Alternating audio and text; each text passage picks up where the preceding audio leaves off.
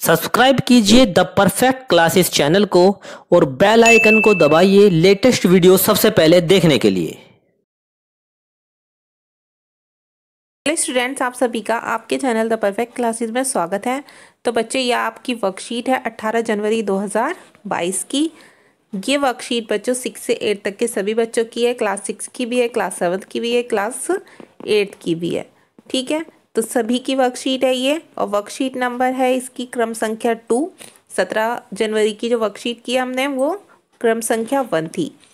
तो इसमें आप सभी बच्चे डेट लिखेंगे, वर्कशीट नंबर लिखेंगे क्रम संख्या 2 और विद्यार्थी अपना नाम लिखेंगे, अपने अध्यापक या अध्यापिका का नाम लिखेंगे।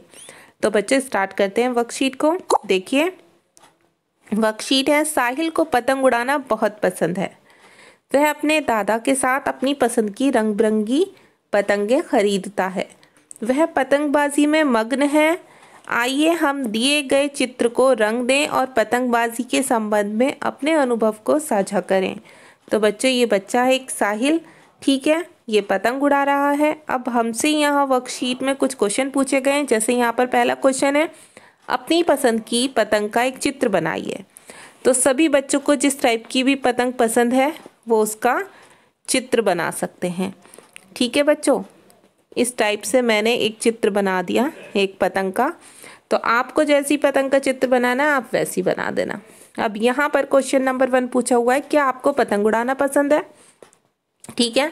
प्रश्न नंबर 2 में पूछा हुआ है, भारत के निम्न राज्यों में किस अवसर पर पतंग उड़ाई जाती है, उनका नाम लिखिए। राजस्थान में पूछा हुआ है, गुजरात, केरल, हरियाणा।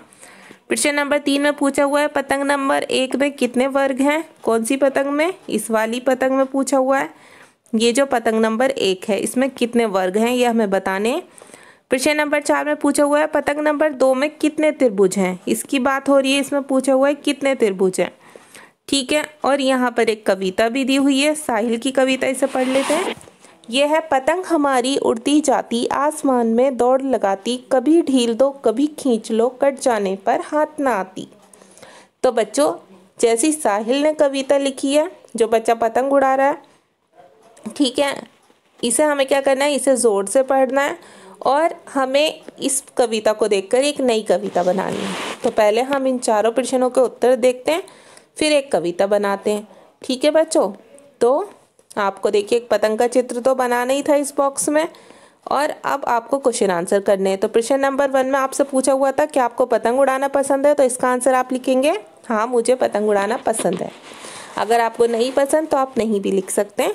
ठीक है, वैसे सभी बच्चों को पतंग उड़ाना पसंद होता है, स्पेशली बॉयज़ को तो बहुत पसंद होता है। ठीक है, अब प्रश्न नंबर 2 में पूछा हुआ बच्चों, भारत के निम्नलिखित राज्यों में किस अवसर पर पतंग उड़ाई जाती है, उनका नाम लिखिए। तो हम लिख देंगे राजस्थान में मकर संक्रांति पर। ठीक है, यहाँ लिख देंगे हम गुजरात में मकर संक्रांति पर, केरल में पोंगल पर, हरियाणा में मकर संक्रांति और बसंत पंचमी दोनों पर उड़ाई जाती है। अब प्रश्न नंबर 3 में पूछा हुआ है बच्चों, पतंग 1 में कितने वर्ग हैं? जो हमने ऊपर पतंग देखी थी हम लिख देंगे उसमें 26 वर्ग हैं। पतंग 2 में कितने त्रिभुज हैं इस पतंग में? तो इसमें 8 त्रिभुज हैं। अब साहिल की कविता देखकर हमें एक कविता भी लिखनी थी, जो कि आप का आंसर नंबर 5 होगा। ठीक है, तो आप आंसर नंबर 5 में ये कविता लिख सकते हैं। कौन सी? पतंग हमारी रंग बिरंगी आसमान में ऊपर जाती, किसी की पतंग से कट ना पाए, सबसे ऊंची दौड़ लगाए। तो ये इस टाइप से मैंने एक कविता बना दी है। ठीक है, आप अपनी पसंद से कुछ भी कविता बना सकते हैं। तो आपकी ये वर्कशीट कंप्लीट हो गई।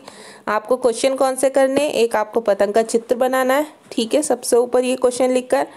फिर आपको ये चारों क्वेश्चन करने हैं, पहला, दूसरा, तीसरा, चौथा।